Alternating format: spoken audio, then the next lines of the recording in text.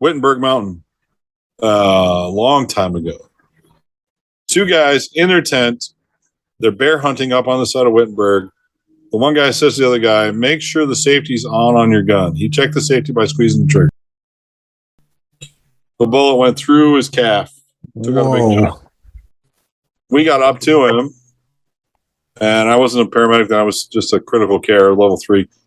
We get there. I get there, and the paramedics, he's got an IV going. His vitals were fine. He wasn't bleeding to death, but he was hurting. And the paramedic's going, I don't understand. It's not running. And I'm feeling my mustache, and my mustache is covered in ice. It was well below 0. Yeah. Wherever you go in the Catskills, you could look down and imagine glaciers below you. I think the weather challenges on this incident were particularly difficult. Whereas Panson Mountain is totally opposite. It's a mountain on top of a crater. It was really the development of New York State. Catskills were responsible. Yeah. Welcome to Inside the Line, the Catskills.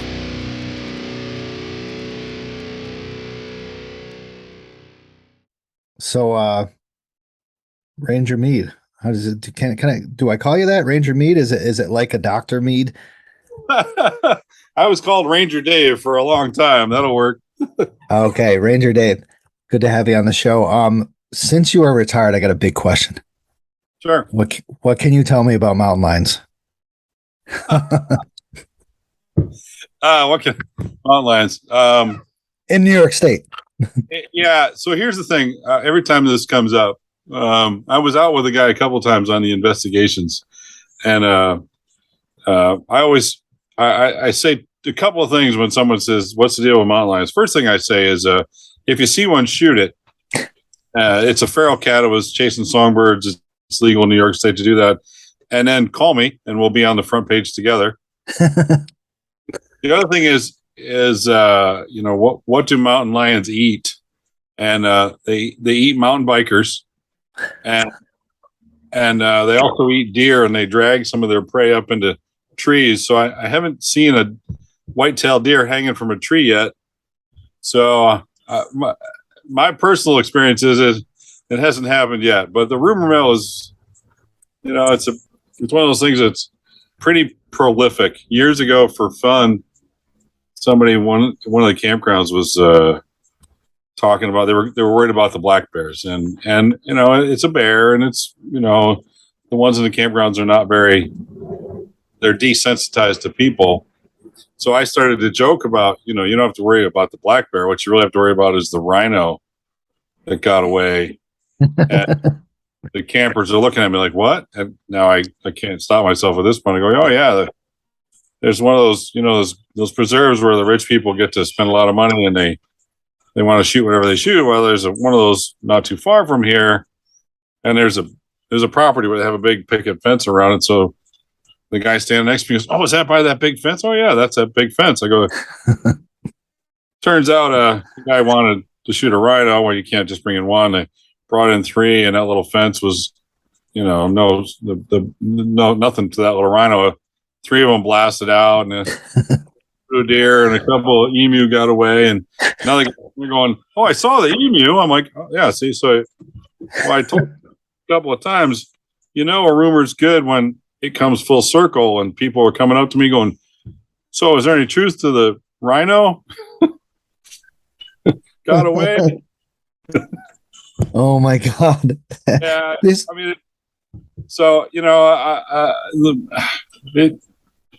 I'm not saying it doesn't happen. I know the last recorded case was when they did the necropsy on it, they found kibble in the thing's gut. So it was somebody's pet that got away. I know that people keep exotic pets. I mean, that's what the tiger guy, the Lion King, or whatever the Tiger King. Yeah. I mean, look at how that just went out all over the place. So anyways, if you see a mountain lion, shoot it. We'll be on the front page together. Right. I get so many people that ask me or send me stuff about that. And usually it's in the Hudson Valley. It's like mountain lion spotted in Saratoga Springs or walking down Western Ave in Albany. I mean, we're talking about a 150-pound cat. That's a big kitty. Yep. And they always say they saw the paw prints. And I'm just like, those paw prints are probably bigger than your hand. And then they're just like, oh yeah, it was probably half the size. It must have been a kitty, a little cub. I'm like, no. And then I got a report from one of the summit stewards that people reported below Giant Ledge at night. They spotted a mountain lion at night. At night. Yeah. That must have been tough. Yeah. I guess mountain lions are not so stealth at all. Yeah. But I mean, what's crazy also, the mountain lion things. I don't know if it happened to you, but my August went by insanely fast. You're probably just as busy, probably busier. For me, I was happy to see August. My June and July went by really fast this year. I picked up a new side job. Well, I don't know, side job. The company I work for has got a contract with the Navy, and I'm working as a dock on a research vessel, working out of Hawaii. So I fly to Hawaii. We spend 5 to 7 days on island, and then we go to sea for 21 days. Spend a couple days on island and fly home. We had 2 missions right in a row, so I'm racking up the frequent flyer miles. Oh my God, that's amazing. Is that with Solo, right? No, so this is the company is Medical Points Abroad, and we provide medical support service pretty much to anybody that wants it, and we'll tailor it to whatever their particular needs are. In this case, so the Navy medical staff, it's a Navy research vessel. Navy medical staff is not allowed to work on civilians, so they have to hire someone to take care of the civilians on the boat. There's 35 to 50 civilians on the boat. So I basically go out and we go 200 to 600 miles out to sea, and I look after the civilians while we're there. So far, knock on wood, I've had some road rash. I'm really good at treating seasickness. Nothing really bad has happened, but if it goes bad, it could go really, really bad in a hurry. Yeah, especially being 600 miles away from civilization. It becomes a logistical problem. I'm really good at the first 2 hours of treating somebody, but the first 72 hours of treating somebody is going to be an interesting challenge for me. You okay? All right, take it easy. What else are you going to do? Oh my God. I had to intubate the patient, so I have a sign-up sheet by the mess room. If you could, by the galley, you could just sign up for your half hour to come down and squeeze the bag while we're waiting for the helicopter to come. Take care of your friend. That'd be great. Let's see. Oh man, this is why I loved you having as our wilderness first aid. You have an awesome sense of humor and you like to interact. I'm so glad you responded to me on this, because I was looking. I wish we could have done it sooner. Every time we'd connect and then something else would pop up. So yeah, this is cool. You're a busy man. I know that. So excellent. Welcome, Ranger Dave, to episode 46 of Inside the Line, the Catskills. Surprised I'm still going this far, episode 46, which is crazy. Cool. Thank you to the monthly subscribers, Darren White, Vicky Ferreira, John Comiskey, Alec Betancourt, Sarah Bacon, Jim C., and Michael Bogner. Thank you guys very much for donating monthly to the show. I'd also like to thank Chris Calabrese for 3 coffees, Dream Theater fan. Awesome guy. If you like Dream Theater, you're cool in my books, which is a progressive metal band. Brenda Robbie for 3 coffees. Really appreciate it. Glad you're listening to the show. Sam Cash, 2 coffees, donated 2 coffees. Thank you very much. And Steve Aaron, one of my friends from hiking, one of my hiking buddies, and amazing photographer of the Catskill Mountains, the Hudson Valley, and the Gunks. He is a phenomenal photographer. Take a look at him. Ranger Dave, are you drinking anything? What are you having to drink tonight? I'm having a Manhattan. Ooh, excellent. That's a first for my show. Yeah, my father was a big Manhattan guy, so I probably learned to make my first Manhattan under the age of 10, because when you do something wrong, if you can meet Dan with the Manhattan at the front door, you soften him up a little bit before you got to tell him that you messed up. You know what? That's what's a funny thing you say that, because like I would say back in, not say I'm back in the days, I'm 40 years old, but you know what? I would at that age, 10 to 15, my cousin and I would break into my uncle's bar and have some like what was it called? Pucker? Pucker was the stuff. So I don't, but 10 years old, man. That's good. That's good. I like that. So have you been on any like previous hikes in the past like week or so, or any hikes that are in the past time that you want to talk about? Yeah. Well, I mean, my travels, between my travels and my work, it's funny that when I first started going to Hawaii, I'm like, so what's a cool thing to do in Hawaii? And all the staff on the boat's like, oh, you got to go hiking in Hawaii. And I'm like, I used to get paid to go hiking. What else I got just to do? But I did do the obligatory the punch bowl, which was pretty cool in Hawaii, and a couple of easy ones. The downside of hiking for a living, when people are like, well, why did you retire? Just before the end of my career, like, I don't know, a couple of weeks, I had the papers and I was like back and forth, sign it, don't sign it, sign it, don't sign it. We had a rescue search going down in Deer Park for a couple of drowning victims. And I come home, I worked the search all day. I come home and I'm ready to punch out, and dispatch calls me and says, hey, we got three hikers. We need you to go find them. I'm like, it's not my area, it's not my county, it's not my region. It's like, and like, yeah, we know all that, but there's literally no one else. There's people out on leave, there's no one's available. I'm like, all right, fine. Where are they? Okay, this is easy. They're a mile from the parking lot. Talk to them on the cell phone. I pinged them. This is great. Just stay there. I'll be there. I'm coming. I drive up. Well, the same reason we had the drowning was the reason that they couldn't find the trail, because the trail was now underwater. So I got to where they were and realized that there's 4 foot of water over the little trail where they would hop rocks.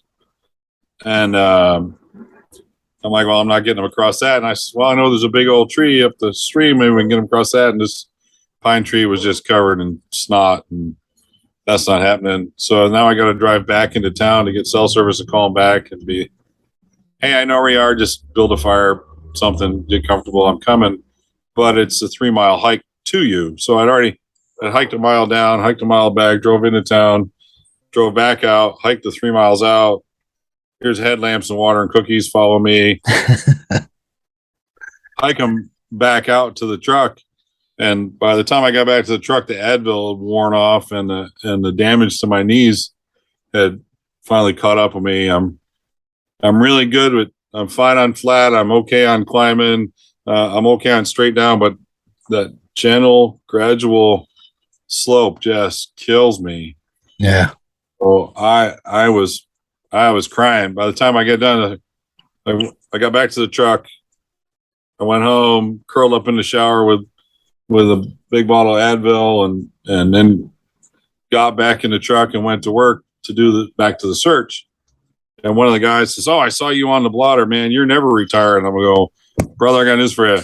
Last night convinced me it's time for me to go. There's definitely things I miss about it, but I couldn't. I was at the point where I didn't want to have to turn down an assignment because I physically couldn't do it. And then, God forbid, somebody else gets hurt because I turned down that assignment. I wasn't going to be that guy. So yeah, it's a young person's job. Whatever the body will tolerate. And I beat it up, carrying people out of the woods, covering the country, going through horrible conditions. I wouldn't give it up for the world, but when it's time, it's time.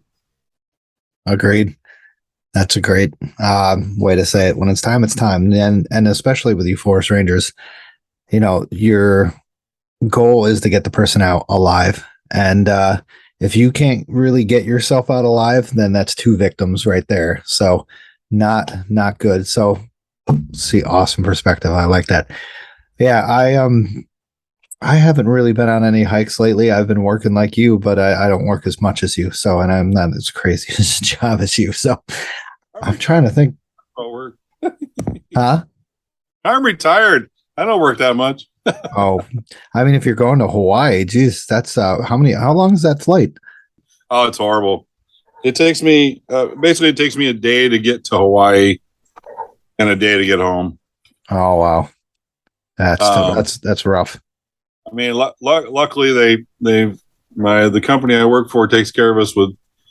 It's not quite first class, but we're right behind first class, and I can get into the Delta Lounge for some real food and a cocktail or three to take the edge off. But it's a full day and a full day home. I'm shot for a whole other day by the time I get home. Well, thank you for the work that you do out there, because I guarantee a lot of people don't want to do that stuff, especially people in the Navy. They don't want to do anything. Just kidding. I know some people in the Navy. They're probably going to kill me. That's okay. All right. So excellent. Thank you for when you were out there, did you like check out any of the volcano stuff, lava, the stuff like that? I'm making a bunch of friends in Hawaii, but when I'm there, I'm in Oahu. And most of the time, I'm so concerned with because we started doing this when COVID was a thing. I'm so concerned about catching COVID that I'm pretty much quarantined between my hotel and the boat. And I get even my meals are delivered to my room, zero contact or no contact, because the boat can't go without me on it. Yeah. So I can't risk. When I get back, I get a little bit of time to explore. And I'm not a hot weather person, so Hawaii is meh for me. But I've met a lot of cool people, and I've made a lot of friends.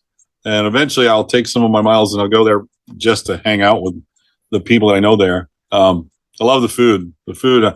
I never thought it would be okay to have gas station sushi, but in Hawaii, you can have gas station sushi that's probably better than the sushi you get in some of the good places here because it's that fresh. Yeah, they need all fresh stuff, don't they? It's all got to be fresh stuff. Oh, good. Yeah. Interesting. Well, good. Cool. Well, hopefully in the future you can check out some of those lava places and stuff. Those look at that really, really cool to look at.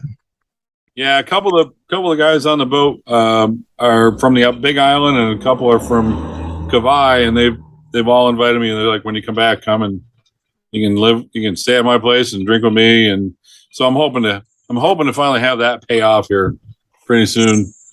Soon. Excellent.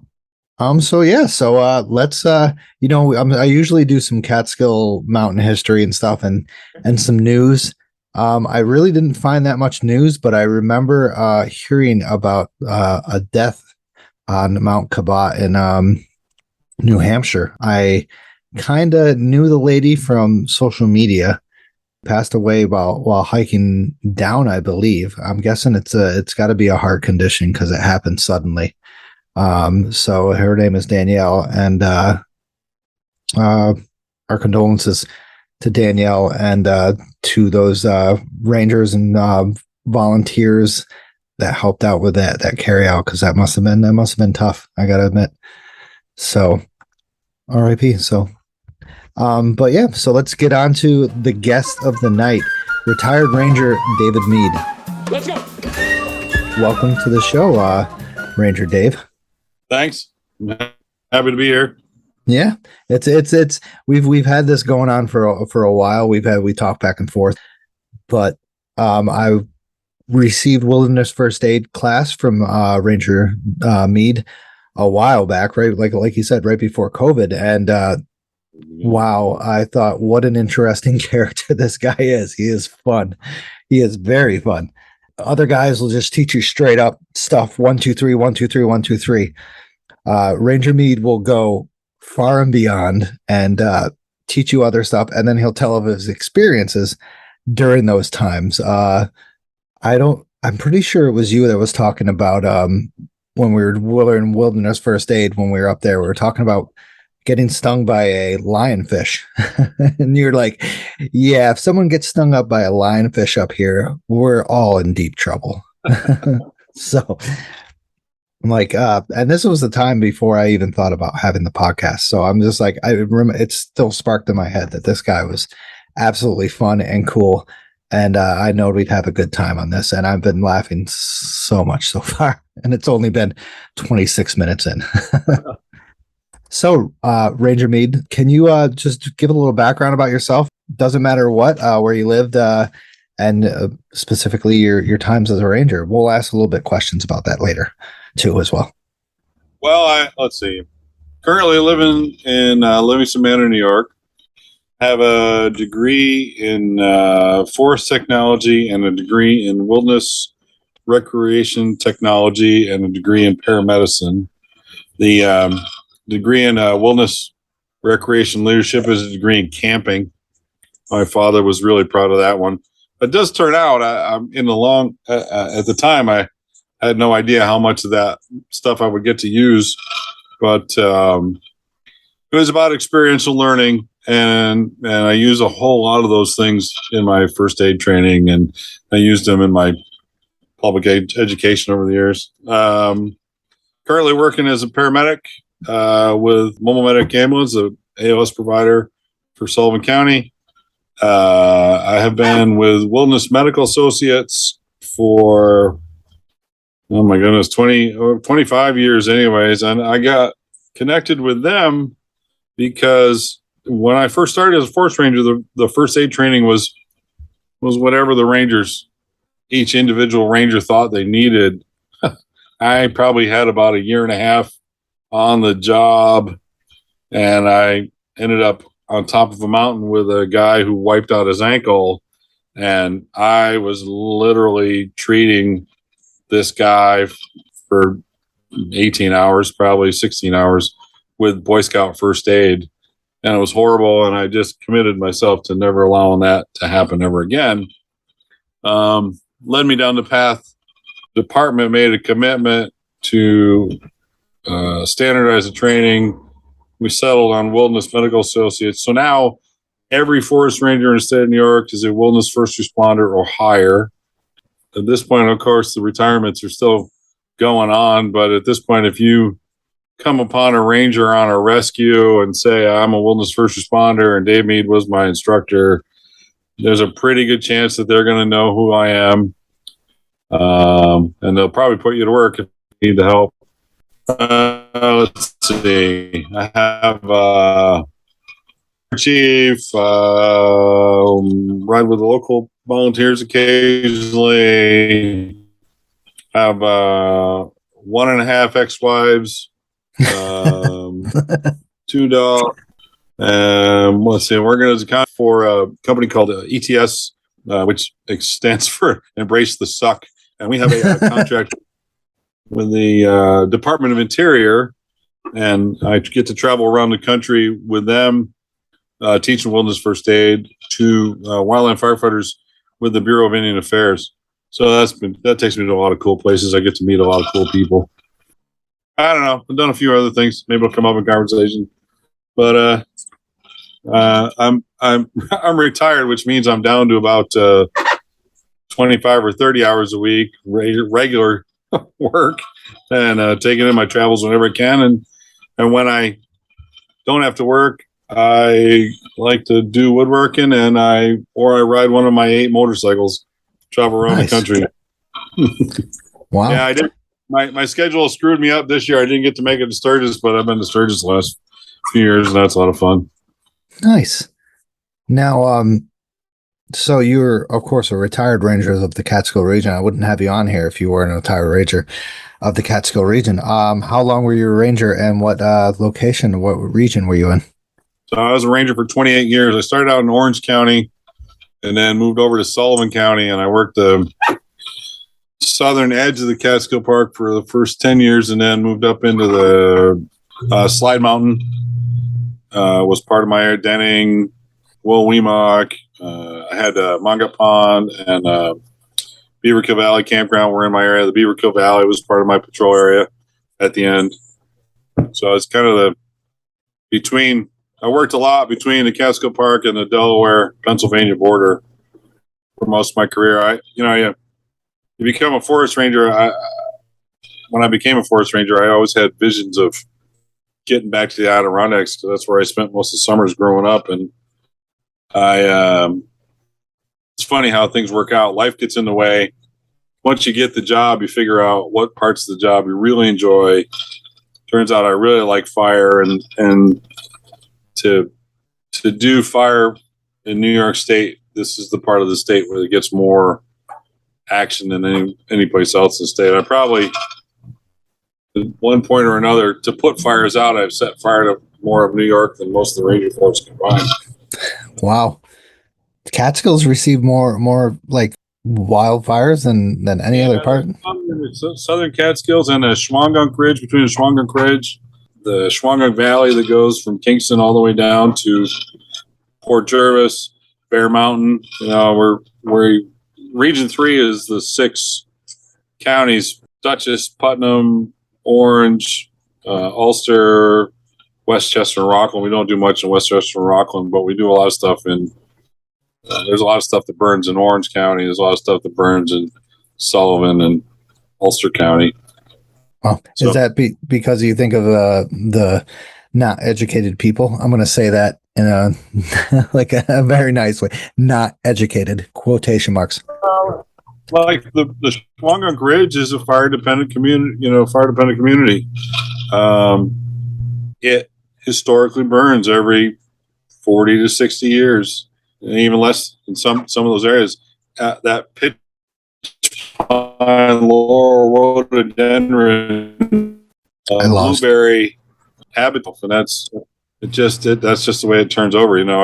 It seems to happen just far enough apart that we forget that that's why it's happening. So then it becomes a big political issue, or we have to do something about it, and then we do stuff, and then we get money to fix it, and then there's no fixing it. It's Mother Nature. I would hope soon, at some time, we will learn that no matter how hard we try to tell Mother, corrects us from time to time. Yeah, that is 100% correct. So, what made you want to become a ranger? My family, my grandparents, back in the 60s, you used to be able to get a permit to maintain a tent platform inside the Adirondack Park. And my grandparents had one of these platforms on Follinsby Clear Pond. Every summer, the forest ranger would come by to check the permit for this tent platform. My mother tells a story about, I was 5 or 6 years old. The forest ranger came up in his canoe or boat and talked to us for a while, checked the permit, and then went on his way. When he left, my mother says, you stood there with your jaw hanging the whole time. She says, I'm pretty sure it was set in stone what you were going to do at that moment in your life. And I did. I kind of just set my goal to be a forest ranger because I thought it was the coolest thing ever.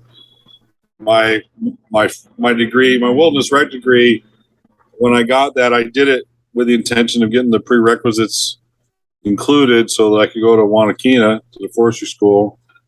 And when I came out of forestry school, I got a job as a tree surgeon, but I took the test for the rangers in forestry school, and I went to every interview and did everything I could to make sure that happened. Growing up, I worked at the Adirondack Lodge for a while. Nice. So I got to meet and hang out with Gary Hodgson and Peter Fish, and I got to meet, a whole bunch of these guys who, as far as in the forest ranger world goes, are just rock stars, just absolute rock stars. And then when I finally got the job and we started teaching first aid to these folks, and it was just a really humbling experience to have my idols essentially listening to me on how to provide first aid care. It's an interesting circle. I whatever your belief and whatever deity you prefer, I don't I've often joked about God's a funny guy, and he likes, I stopped saying words like I will never and I always, because those are that's the moments when God's listening. And I also hope that he's listening when I say, man, I hope I get to do that someday, because for whatever reason, I have had the opportunity to. I'm sure at some point I specifically recall saying, man, I'd really like to work at the Adirondack Lodge someday. And it happened. I'd love to be a forest ranger someday. And it happened. Maybe I just lead a charmed existence, or maybe, the stars aligned because of I put my head in the right place. I just was super fortunate, and I got to work with I'm amazed at how impressive the people are that I got to work with. I got to work with rock stars. I had a good career. I'm proud of the contribution I made. I told the director at the time, my intention is to make sure that the Ranger Force is a little bit better than it was when I joined it. And I've had a few people say that you definitely made a contribution. So I'm satisfied with that. I think make something a little bit better every day, make a little bit of somebody's life a little bit better each day, do something positive whenever you can. What else can you do? Right. Wow. That is what basically I think every time, why not, don't be the negative, be the positive. And, there's a lot of times, when you meet, law enforcement or stuff like that, and they're negative, but you know what? Education is very key. And I got to admit, the education we received from you in the Wilderness First Aid, you came to us actually from your job. You came full uniform from your job at Livingston Manor as EMS. And we were just like, oh, all right. Overnight and then went to. Yeah. So, I mean, that's 100% dedication. So we were just like, this guy's impressive. So, wow. Excellent. That's a great, the positive aspect in life really, really does help people. A lot of people, it's inspiration, basically. That's what I see it as, is inspiration. Like if I wasn't 40 years old and I talked to you 20 years ago, I'd want to be a forest ranger, but I'm 40 years old. My knees are shit. I can't tell you how many people in my life have said to me, I wanted to do this job when I was growing up. I lead a charmed existence. I had the opportunity to do it. And I'm thankful every day for what it got.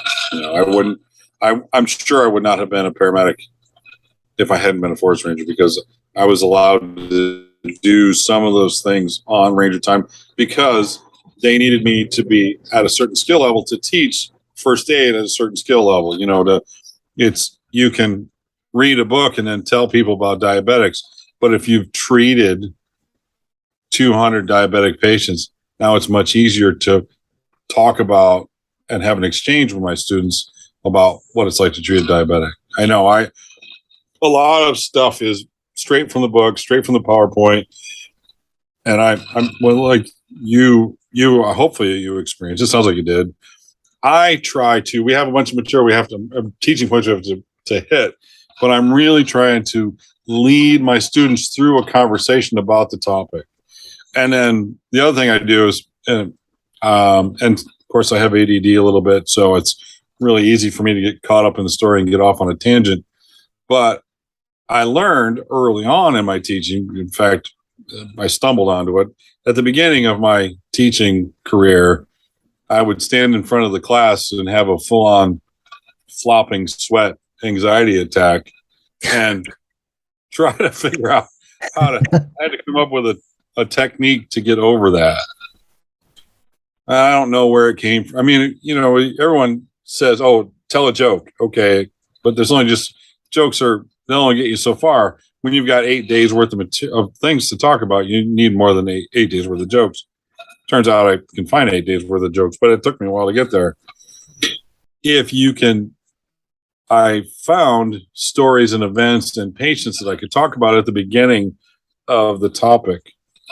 And then we would talk about the topic in detail. And at the end, I would revisit that patient, that story that I'd started it with. And hopefully those things are the things that help people remember the material that we talked about in between. And I've had students tell me, 5 years later, I was taking care of this patient and all I could think about was the story that you told us about this guy. And you need to connect, move a muscle, change a thought. It's the other reason why and WMA has an amazing curriculum. You talk about it, then get them up and move a muscle, connect a muscle movement with what needs to be done in this situation.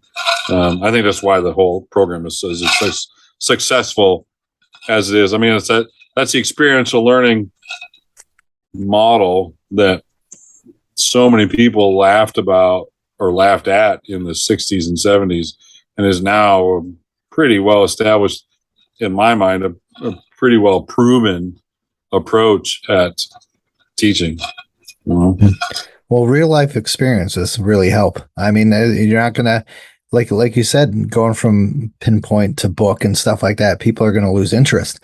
But if you're just like, well, I had this one time, and you make it interesting, it's going to click in their head. Like you said, with your former student, it clicks in your head and it stays in there. Just like, like I said, the time when you taught us, I'm like, I could never forget. I'm pretty sure every one of the people that took the wilderness first aid will never forget our wilderness first aid from you. So hopefully I'm going to convince my chief and them to get you back. Hopefully.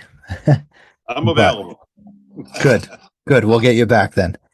So to become a forest ranger, was that tough? Just curious. It's been off. Of course, I said I wanted to be a forest ranger at 40 years old. I'm just curious if it's very tough. So it's, I don't know if it's easier or harder now than it was. When I did it, you had to pass the civil service test. Civil service test at the time was very heavily forest ranger centered topic. Now it's much more of a police test, and the job has changed. The world has changed. So it is what it is. Yeah. But, so you have to have a degree that qualifies you to take the test. And then you have to score well enough on the exam to go further. And then there's a physical agility test that you have to pass, which is not simple. Yeah. And then it's a 6 month. It's currently a 6 month academy.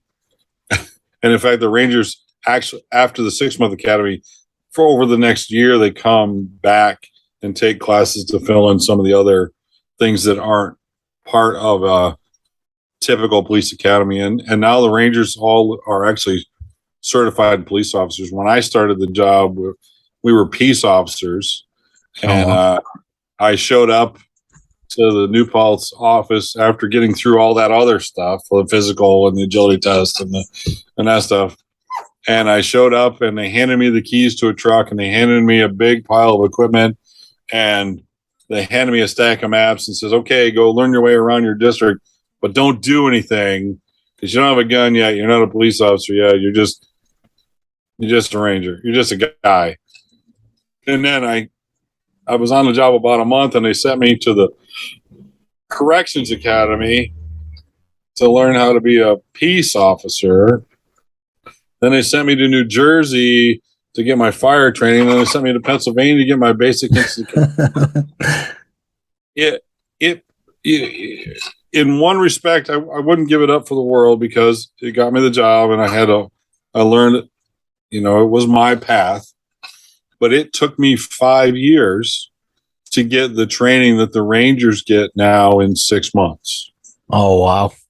But then again, I was literally like, here's the keys, and they would set you free. And now the Rangers come out of the academy and they have an FTO period where they're riding with another senior ranger that's showing them the ropes and helping them with all the, they're hopefully preventing them from making all the mistakes that I learned. Yeah. Wow. But is it tough? Yes. Is it doable? Yes. Again, put your head in the right place. If you're older and you're going to go through a police academy, they're going to yell at you. But and I always tell everybody that went through the academy, all you have to do is, when you got this job, you hit the lottery. All you got to do is make it through the next 6 months and you're home free. In 25 years, if you want, you can retire with benefits. You will have the greatest job in the world. When it's a crappy day, if you want to stay in, you can stay in and do paperwork.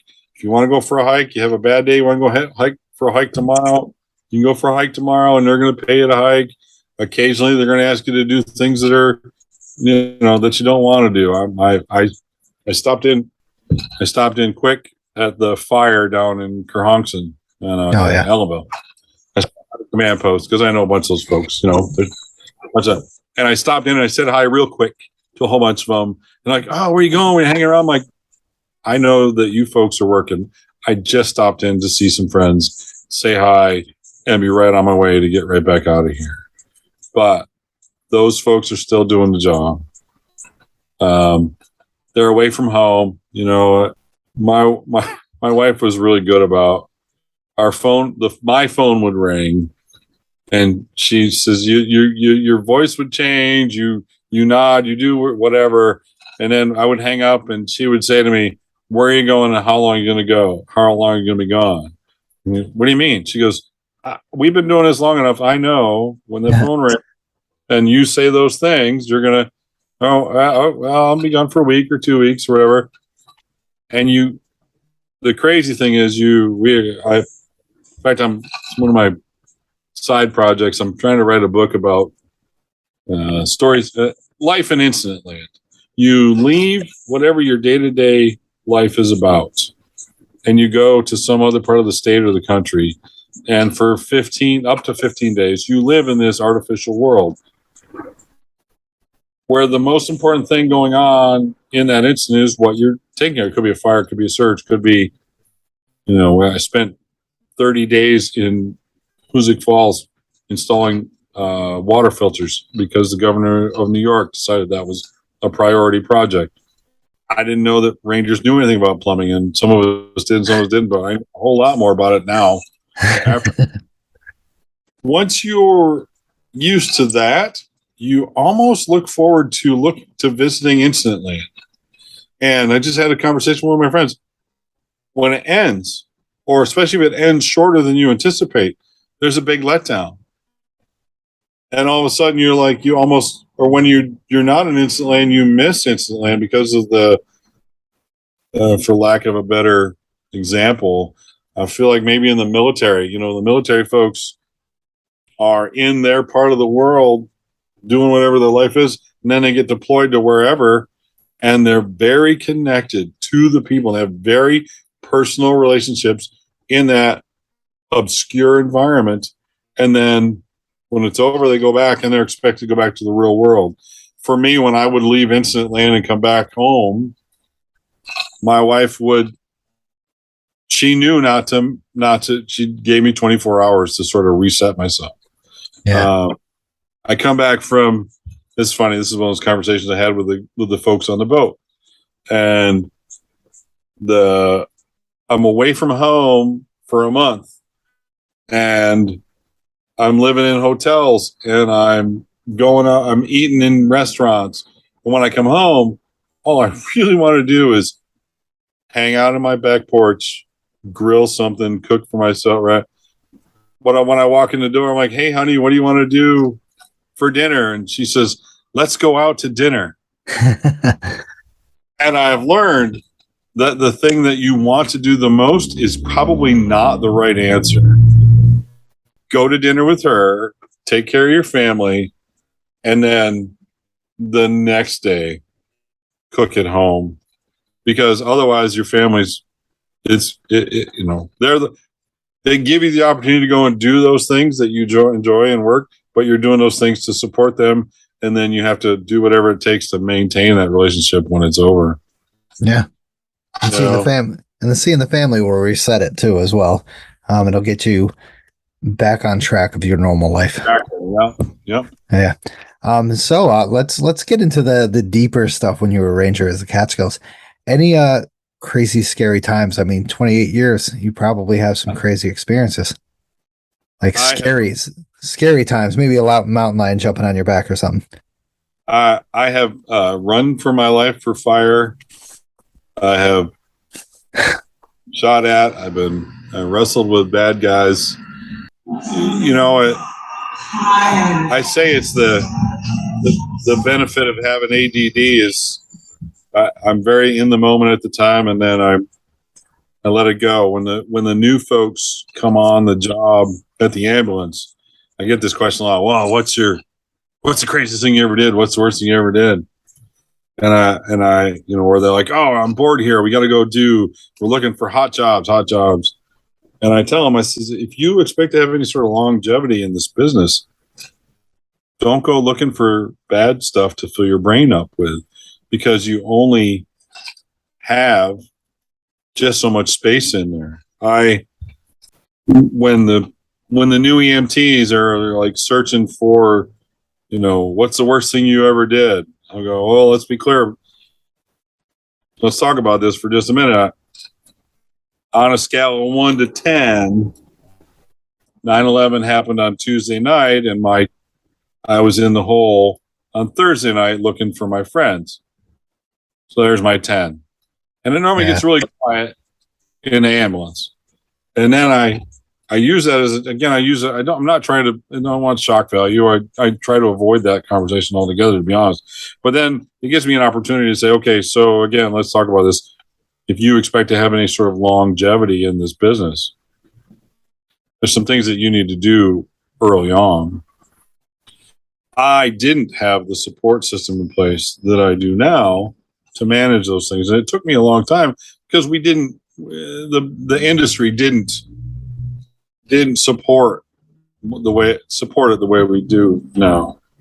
I went out and got the training for critical incident stress management. I went out and taught myself a whole bunch of things. I took the classes when people were like, what do you need that for? I thought after 9/11 that I had put myself in a really good place and I was doing okay.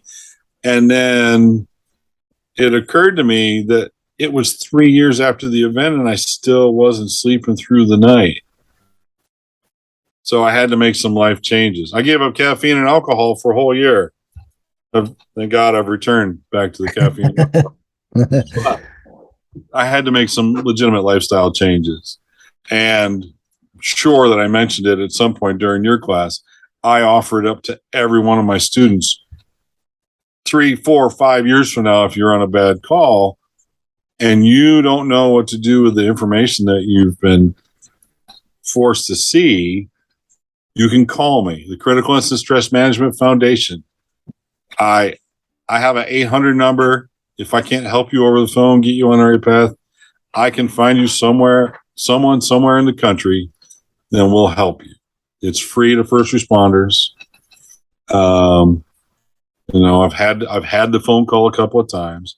The big thing is, the biggest advice I have is when it happens to you, be careful who you talk to about it. I'd rather have you call me because I'm already messed up. I'm prepared for a story. You know, I'm comfortable with the fact that I'm damaged goods. It's fine.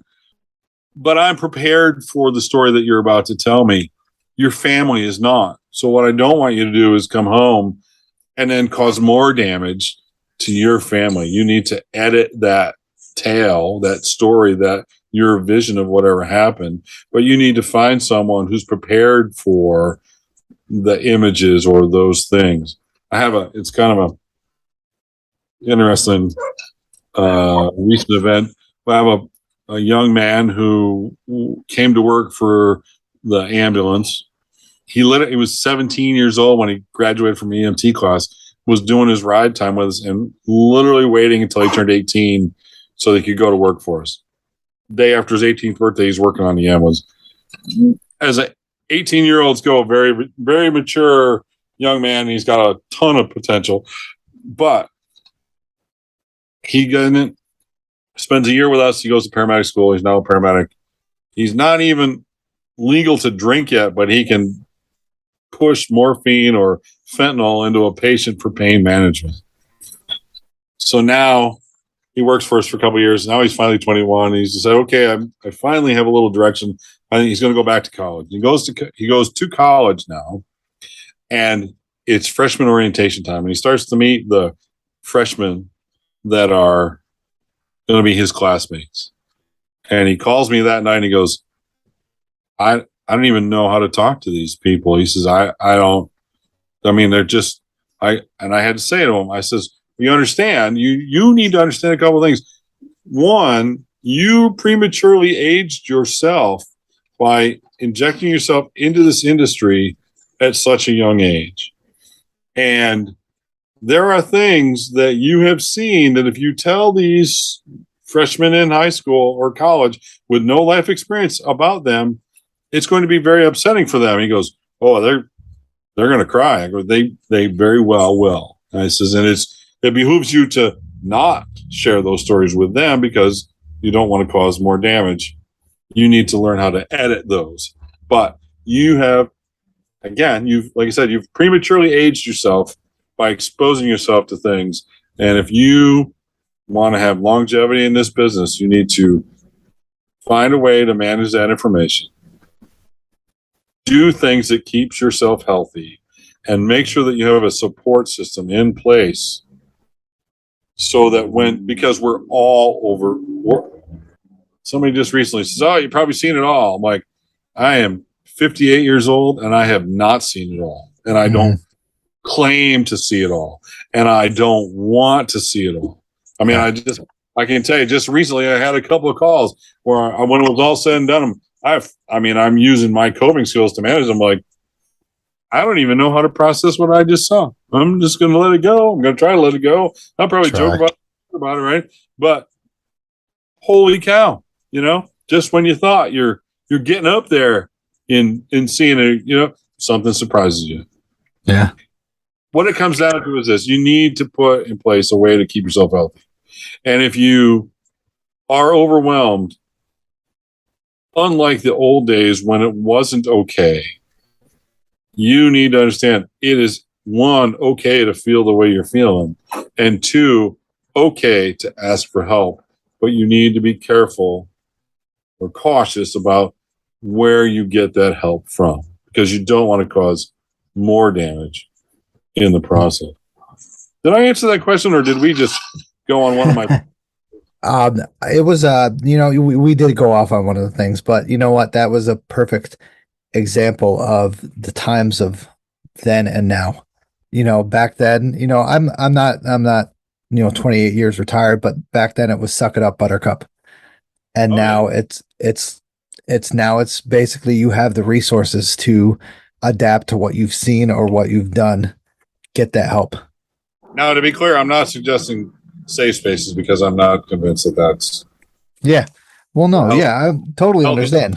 Healthiest path either, but I know that. Yeah, I don't know how many times people have said to me, "What's wrong with you?" And I have to go, like right now or in general, because we're talking about conversations, and one of them's going to need a lot more alcohol to discuss than the other. So I've actually interviewed a couple of rangers before this. Nelson and I forgot his other name. This was a while back, but they did the rescue on Blackhead Mountain in 2010. Were you involved with that? Involved in that one, but I have, I know most of the people that were. Yeah. How about, and you have any crazy rescues you can talk about that you've been involved in with the Catskills? We had three hikers lost up in Sam's Point. They were overdue. My assignment was the old Hunter's Trail, which is not very well marked.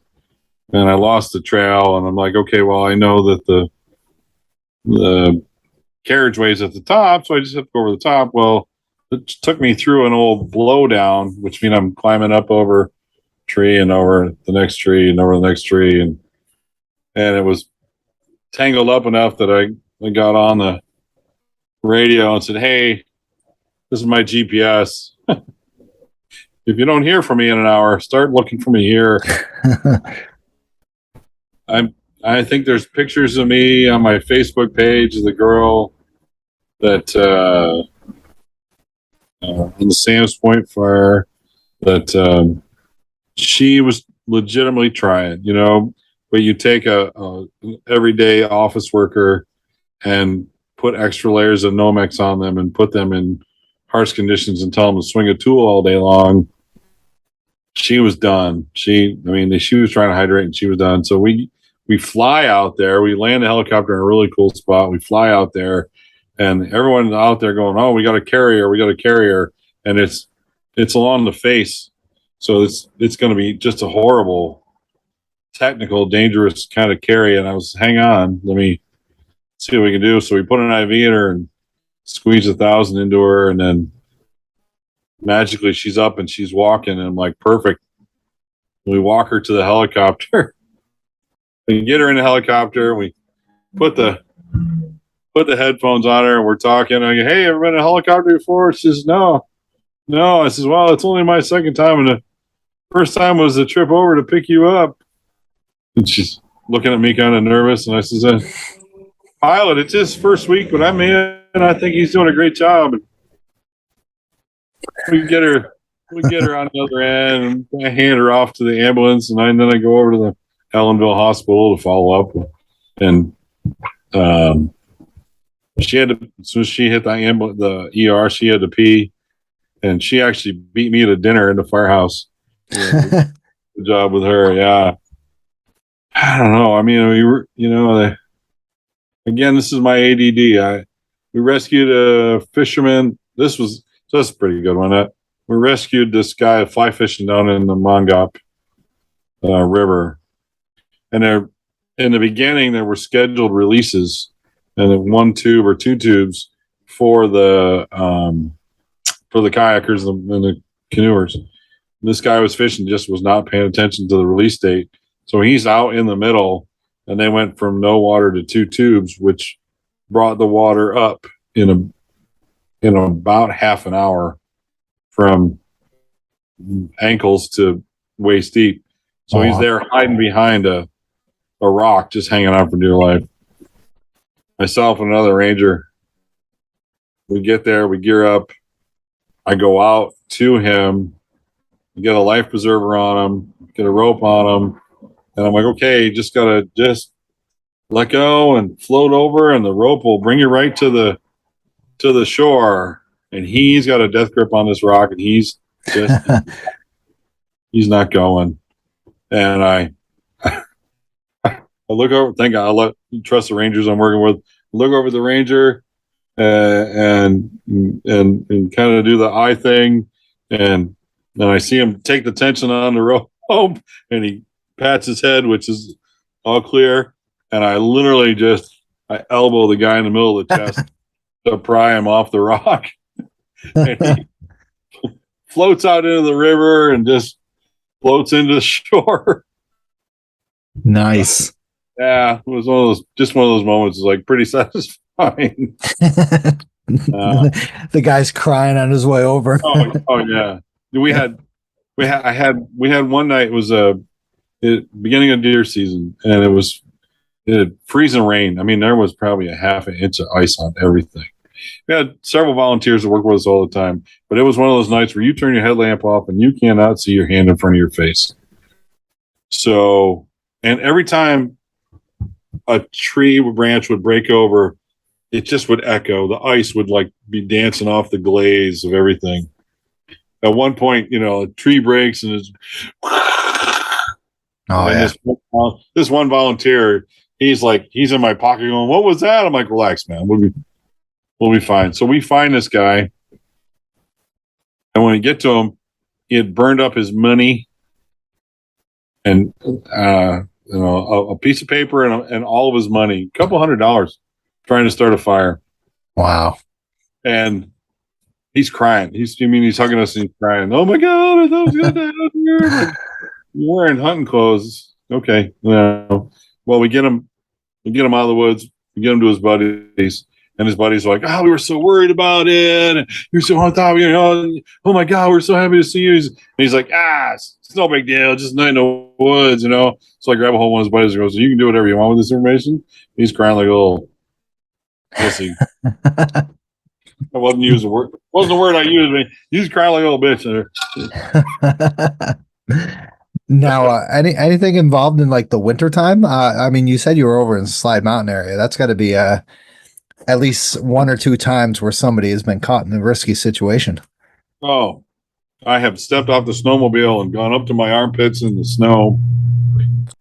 I have, you take the snowmobile, but you always bring your snowshoes with you when you go on the snowmobile because bad things happen. Okay. Now you're back. Back? Yeah. Okay. Talking about snowmobiling. All right. So, like I said, I've had snowmobile stuff where you step off the sled and you're up to your armpits in the snow. To be honest, the more complicated rescues are typically in the shoulder seasons for us. Because you think about how's a hunter prepared? How's a hunter dressed when they go to the woods? Yeah. How's somebody that hikes in the winter, they're carrying all the stuff, The people that really get themselves in trouble are the people that start out when it's 65 degrees, but then the sun goes down and it's 38 or 40. Mm. Those are the ones that it turns sideways quick, aside from some sort of traumatic injury. I think in the grand scheme of things, the shoulder seasons and what most people do is they don't consider how hard it is to remove someone from the woods. Yeah. A mile, what's it take us to hike a mile? 10, 15 minutes? Like 15. Right. But now what's it take to carry someone a mile? And you don't just pick them up and carry them. You have to come up with, we practice it in class, improvised carries and improvised stretchers. But if you don't have it in your mind, some sort of method to create that, then you're waiting for people to show up with a Stokes basket and the other things or the other resources. So now someone who turns an ankle in October, the sun goes down, and now there's a whole bunch of other problems that compounds that. That's why we call them, the wellness context is the big magnifier. Yeah. What's a simple thing turns into a big problem. It's like my situation on the boat. I'm really good if I can pick up the patient and shove them in the ambulance. And okay, it's going to be 2 hours. I can do 2 hours. Have I spent a night in the woods with a patient? Yes, I can do 12 hours. I've done that a bunch of times. We make them comfortable. We get them a sandwich. We build them a fire. We do some pain management. In the morning, a whole bunch of help shows up. Out on the boat, we're 600 miles. It is going to be a complicated extraction. And if I get someone who's really, really sick, I may be there to watch them die. We may be, everybody's eating ice cream today because we need the room in the freezer because we can't go back to shore because it's a $9 billion exercise that's going on and we're not leaving. So, yeah. And again, we talked about it. And I think I try to talk about it in all my classes. It may be your lot in life to simply be there at the end with the person that you're with. A difficult place to be, but an honorable place to be. What do people joke about the ambulance? Do we save lives? No, we don't save lives. We just entertain them till the end. Yeah. Right. Dignity during that time. I as a paramedic, I do all sorts of cool paramedic stuff, flashy, whatever. But honestly, the most important thing that I do is I talk to my patients. And, think about the things that the control of our life that we lose. If things go bad enough that you're dialing 911 for help, things have gone so sideways that you think that you're better off with the local volunteers helping you than you trying to sort it out yourself. I love the local volunteers, but have you met some of those folks? Anyways. Yeah. Like I guarantee you've met some of those folks on some rescues, search and rescue. Their hearts are in the right place. Well, in fact, we just had this conversation with one of my ambulance crews. They left the road and went into the woods. We wear a polyester uniform. We do have a decent jacket, but we have a polyester uniform. We may or may not have a decent boot on, depending on the individual. We don't have any extra water. We don't have any extra food. We don't have any of the extra things that it requires to go very far into the woods. And I have preached to the people of the company, we either need to commit some equipment so we can do these things, or we need to say, okay, we'll be right here in the parking lot because it's not safe for us. We become part of the problem instead of part of the solution. You know, with the Rangers, I can tell you the Rangers, a third of the stuff that the Rangers carry in their pack is to provide for the other people that are going to be on the rescue. The wilderness EMT class, we spend a significant portion of our wilderness EMT class teaching our wilderness EMTs how to help a street paramedic in a non-traditional environment. Because as a paramedic, it's really easy. I'm really good. I can pick them up, show them my ambulance. I can do a bunch of stuff on the way to the hospital. But I learned early on, there's not a lot of paramedics that are prepared for carrying somebody off the mountain at below freezing temperatures. I mean, we had here's on Wittenberg Mountain a long time ago. Two guys in their tent, they're bear hunting up on the side of Wittenberg. The one guy says to the other guy, make sure the safety's on your gun. He checked the safety by squeezing the trigger. The bullet went through his calf. Took out a big chunk.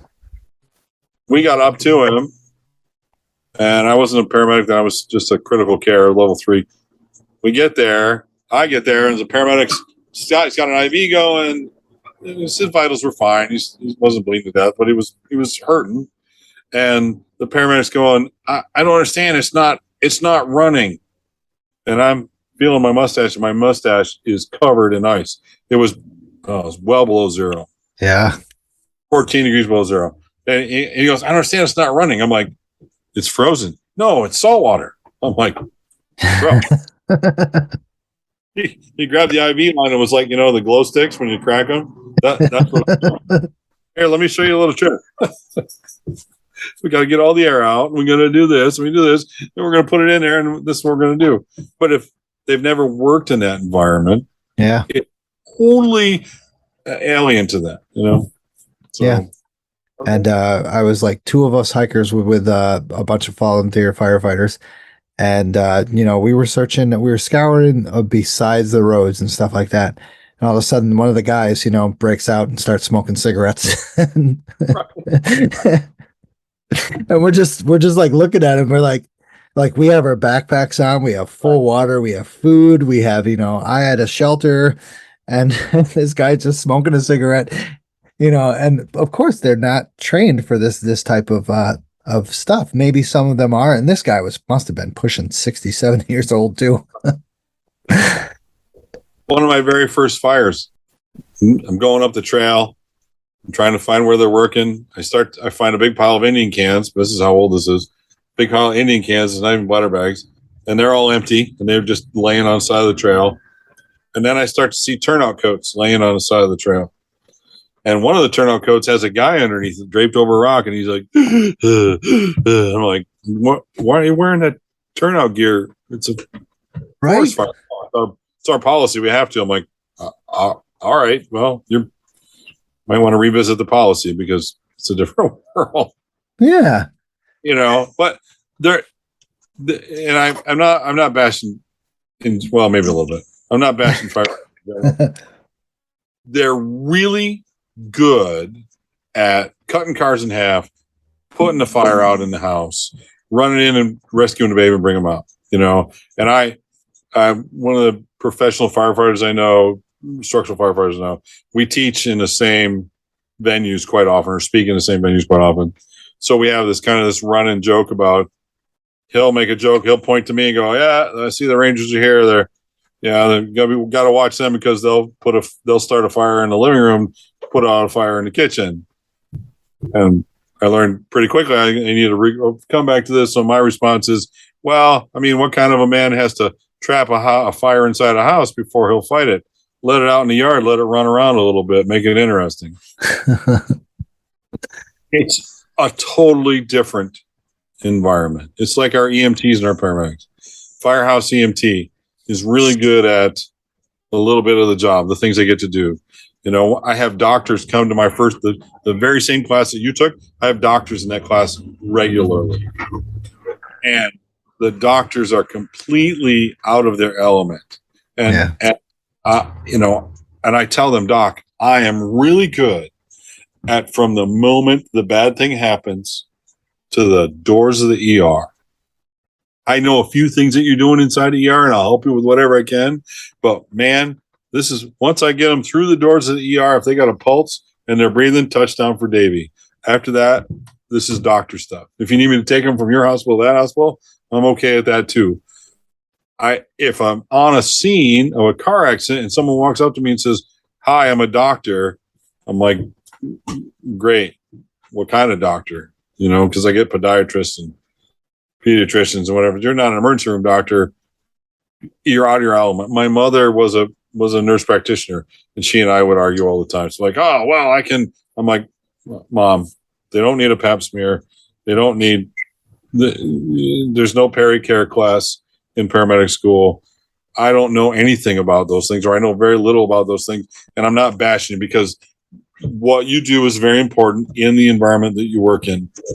I'm really, really good, like I said, from the moment the bad thing happens to the doors of the ER.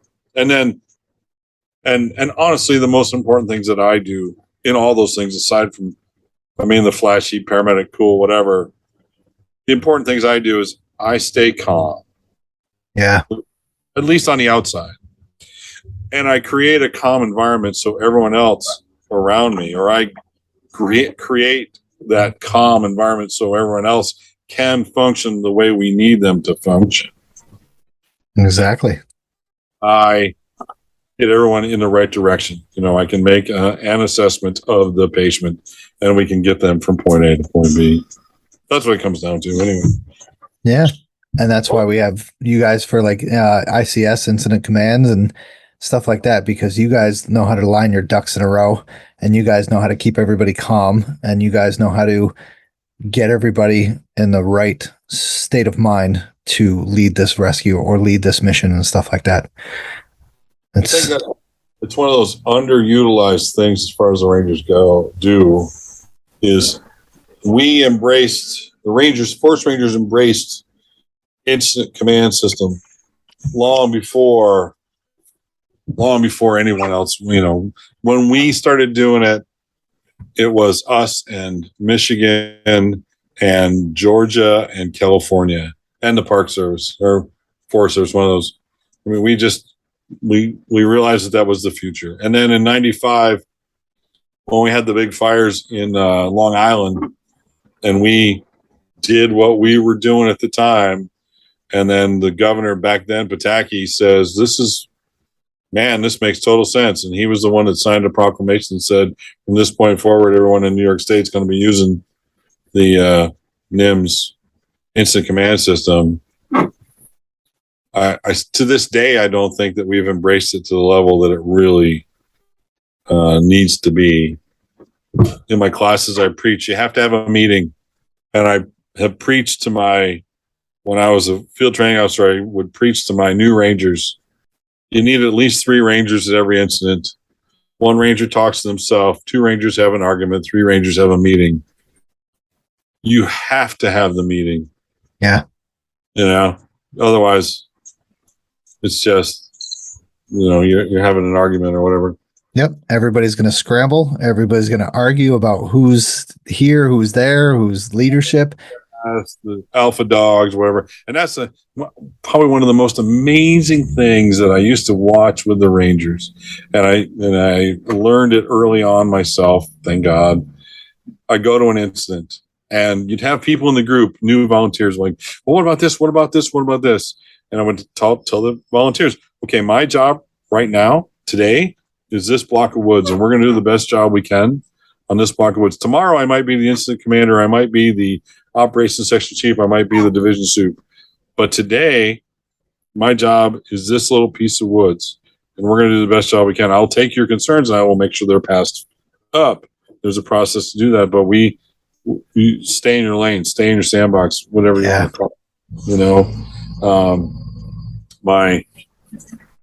this reminds me of a story. My daughter was dating a young man. I think he's in the military now. Actually, nice kid.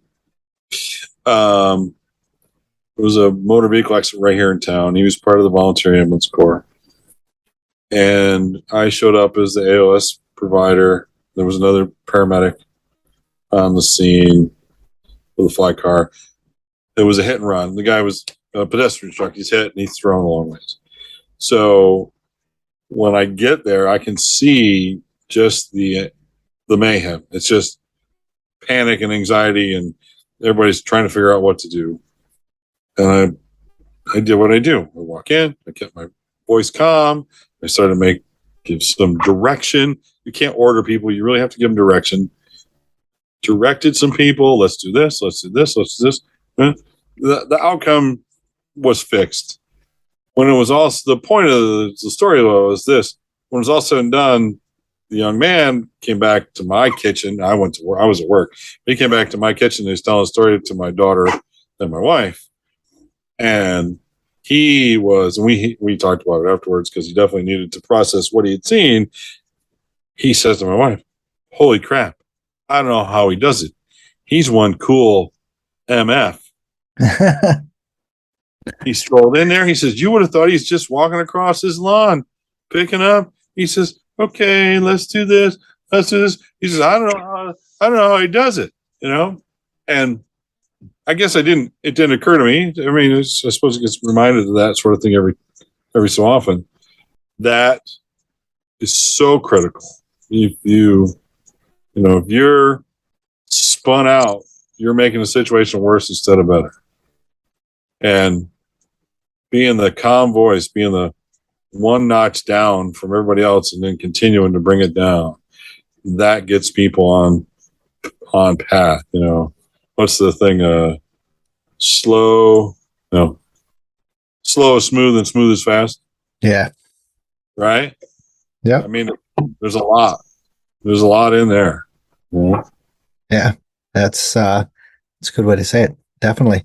So, with you being in the Catskills, what do you miss? I mean, being retired now, what do you miss most about the Catskills? Is there anything?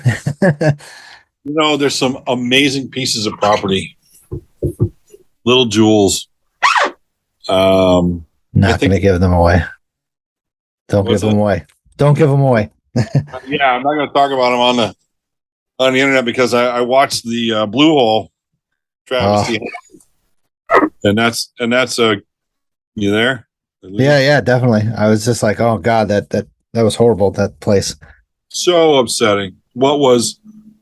You had to know where the little teeny footpath went from 5 people a day to over 1,000 people a day, and Jersey barriers and dumpsters and rangers being assigned there instead of taking care of the other things that need to be. Yep. I guess this goes right back to my wilderness rec education. The public is entitled to their wilderness or recreational opportunities. But if you go to the Blue Hole now, there's not a bit of vegetation on that anywhere. That's heartbreaking because it was a beautiful spot. I definitely miss the Nuggets. I miss some of the people. Yeah. I don't miss as much as I thought I would, but for me, for the job, I miss Incident Land, and I miss working with some of the coolest people I ever met. Right. Nice. Yeah, I agree. That whole once again, the Blue Hole was a crazy ordeal. And it's like I only started hiking here, what is it, like 6-7 years ago, and that was a gem back then, 6-7 years ago.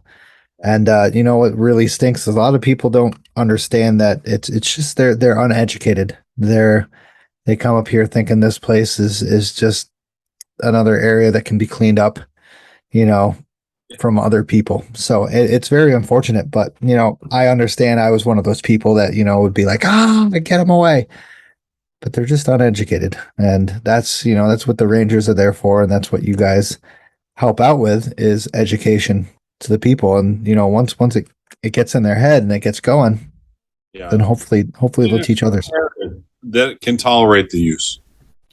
You know, that's why we have our public campgrounds. That's why we have the parks.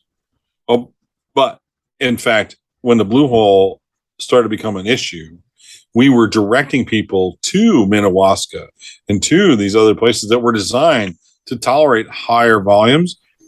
And those places contacted us and said, stop sending people here because you're exceeding our ability to, you know. So I mean, I worked for the Adirondack Mountain Club in the 80s, and I worked when I was working at the lodge. The Trailhead there had 65,000 visitors a year. It's now 200,000 visitors. Oh, Hank Duke, here's a rock star. Hank Duke was the head of the trails crew. I hope he's still alive. He was a crazy man. Anyways, but I can remember him standing in the trail to Marcy Dam, and it was knee deep. The erosion was knee deep. And he says, if we don't manage the number of people coming in here now and build this trail to tolerate those people, this will get out of hand. Mm-hmm. You know, I can remember him saying, because I'd taken classes and whatever, he says, we build these trails to protect the woods from the people. Mm-hmm. Well, no, we're making the trails so the people can see them. Because no, we build the trails to protect the woods from the people. Correct. You know, and that stuck with me for that was 1983. 1983. Wow. That's a quote I'm going to use. I'm going to make you famous. All right. I'm going to make a meme or something like that to make you famous. So while being the forest ranger in the Catskills and other places, you got any like funny moments that you had besides like tripping and falling and stuff in front of other people? Man. Besides that guy crying and saying he didn't cry. Funny moments. I mean, so here's one. The Mongaw Pond Campground for a long time was just got out of hand.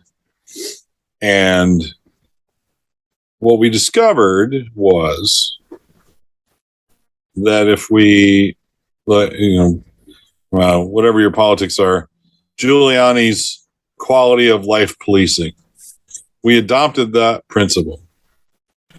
And what we did was we discovered that if you let people, the rules are already in place.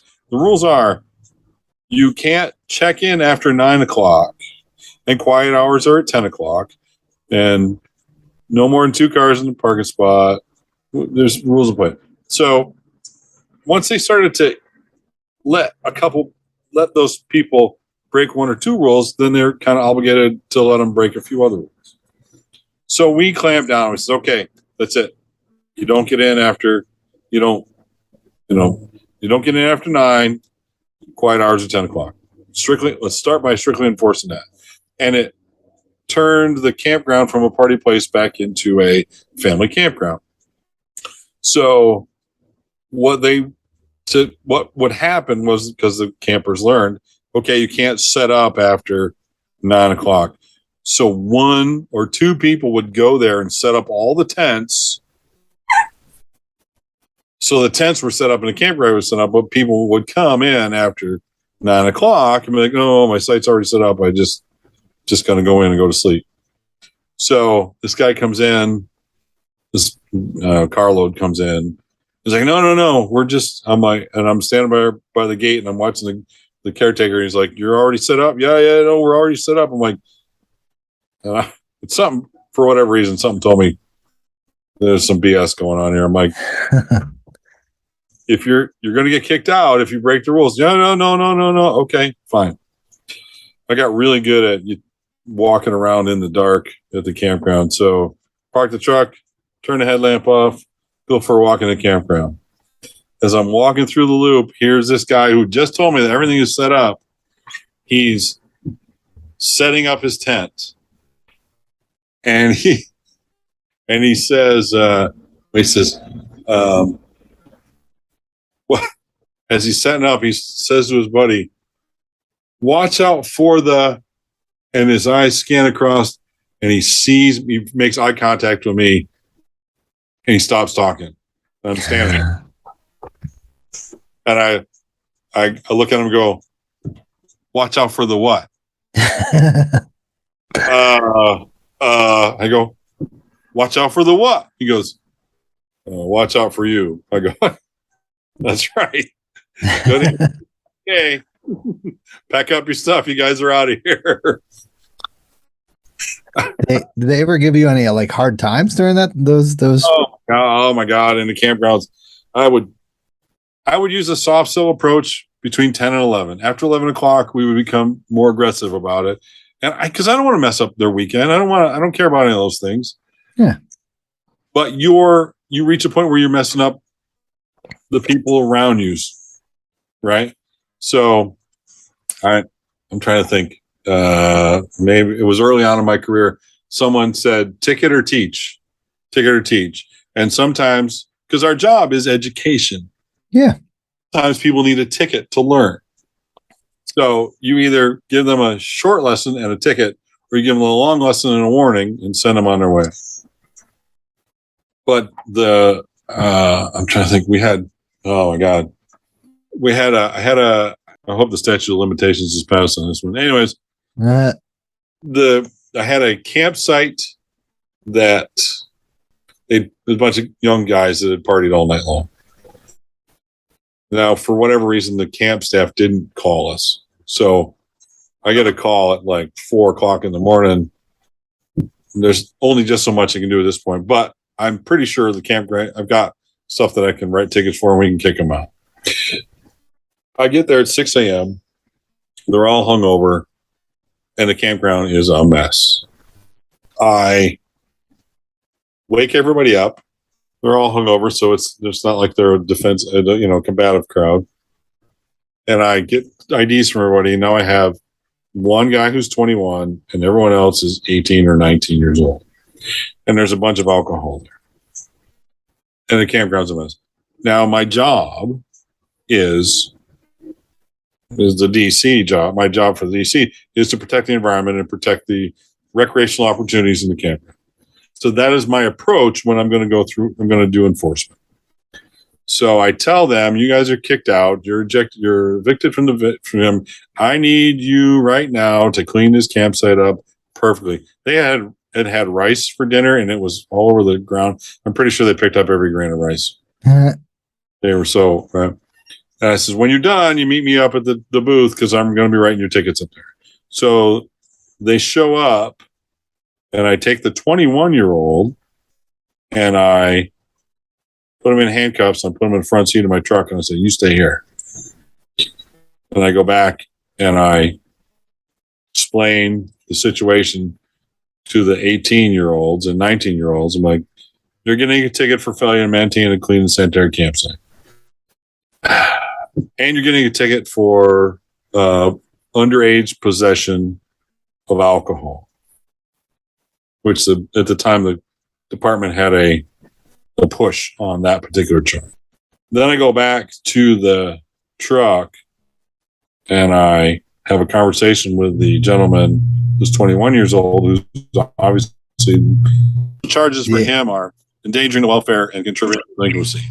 These are fingerprints, jail, mess your life up for the rest of the time.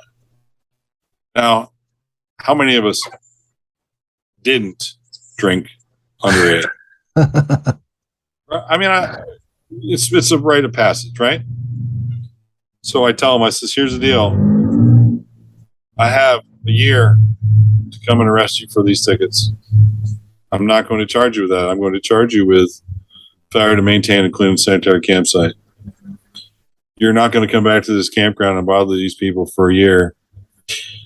If one of you pleads guilty, I'm going to come and arrest you for, I don't care who pays the tickets, I'm going to come and arrest you for those charges. He shook my hand. Thank you, sir. Yes, sir. Campsite's clean. What are my obligations in this situation? What's the goal of my situation? Did they learn a lesson? Yes. Did the campsite get cleaned up? Yes. Will it happen again? I hope not. Did this kid need to have his life messed up for the rest of the time? No. Right? I mean, They're kids. they're kids. Right? Yep. Now I have an ally. I did this kid a favor. He's learned his lesson. That's the point. He's been educated in this situation. Ticket or teach. Yeah. That's what it's down to, right? Yeah. Perfect So- example. Yeah. So I remember you talking to me in one of your emails. You're a helicopter crew chief. That's really? One of the things at the end of my career that I was most worried about as a ranger was maintaining proficiency at the level that we were expected to perform at in all the disciplines that we were required to do. I was on one of the helicopter crew chiefs for the DC, which meant once a month I had to go to Albany or Newburgh and pick somebody up and drop them off a couple of times, run the hoist, set up the helicopter, break down the helicopter so it was ready for a mission. I had a couple of rescues out of Platte Clove. I had the woman on Sam's Point that we went and got and flew out. Along with being a crew chief in a helicopter, I was a swiftwater rescue technician. I was a high angle rope rescue technician. We're supposed to be experts in fire. I think we're pretty good at that. I was a safety officer, incident command, type 2 safety officer, and working in logistics, working my way up through logistics. And that doesn't include all the police stuff and all the educational stuff that we're supposed to, and the search and rescue stuff that we're supposed to be experts at. It was, people would be like, man, you're training all the time. I'm like, I'm not sure we're training enough. Yeah. If you're not tying knots all the time, it's a perishable skill. If you're not, if you're not running that hoist, I mean, running a hoist, picking people up with the helicopter, whatever the assignment is, when you're close, you stick your head out the door of the helicopter and you start to tell the pilot where you need the helicopter to be. Forward, left, right, hold right there. And then you're telling the pilot, the patient says, load is going down. Load's going down. The hook is on the ground. Okay, getting ready to pick the load back up. I'm not sure you know how helicopters work. I'm not sure myself how helicopters work, but I know this. I'm pretty sure they beat the air into submission to stay up.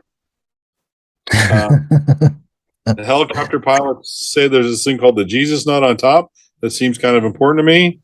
And as much as I respected and trusted the pilots, I would ask them, please do not use the words, oh shit, that's not good, uh-oh, while we're flying.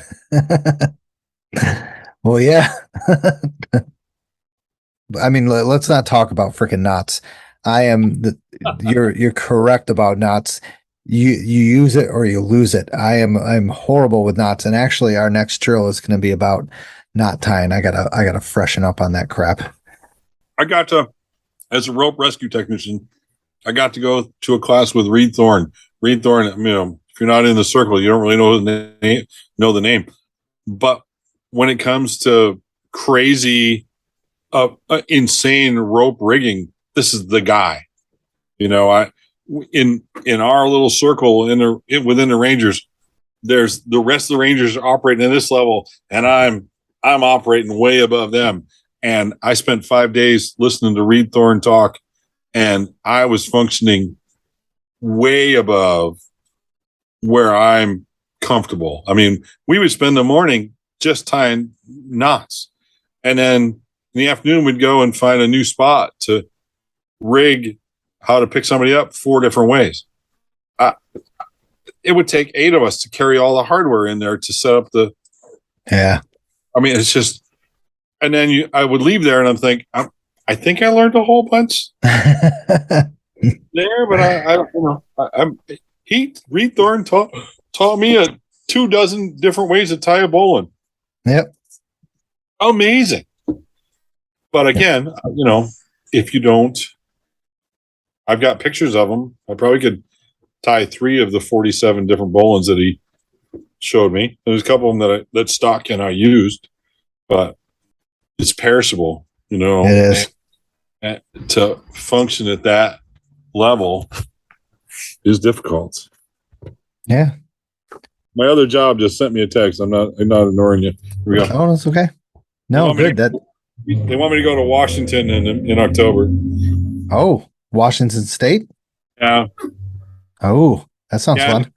I like Washington State. It's the tribes there are pretty cool. It's probably one of the tribal classes. Sweet. Excellent. Yeah. Seattle. I don't know, one of the trips I got invited to join them on a sweat, which was the coolest thing. Nice. Yeah, and it was just, I mean, it's cool on a whole bunch of levels, and it was just like, okay, they like me enough because they were like very specific. Would you like to join us for a spot? I'm like, cool, I never done it before, whatever. And I would totally do it again. Yeah. So excellent. Well, I think this concludes our broadcast day. So now one last thing I do with all your years in the Catskills, do you have any suggestion for a place to eat or drink after you have a good long hike or a good long day in the Catskills? I end my anytime I end one of my motorcycle rides, we go to the Courtyard in Roscoe. Nice. Yeah, that's good food there. And then I would be remiss if I didn't recommend Van Smoky or Van Taco right here in Livingston Manor. They're a burgeoning business they're trying really hard to find their niche.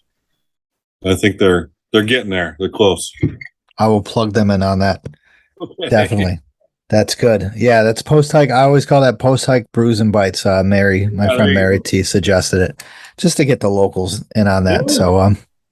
So excellent, Ranger Dave. Thank you for joining me tonight. I really appreciate it. I had a great time. I had a fantastic time. I want to hear more of your stories. Yeah, let me know. We'll talk soon.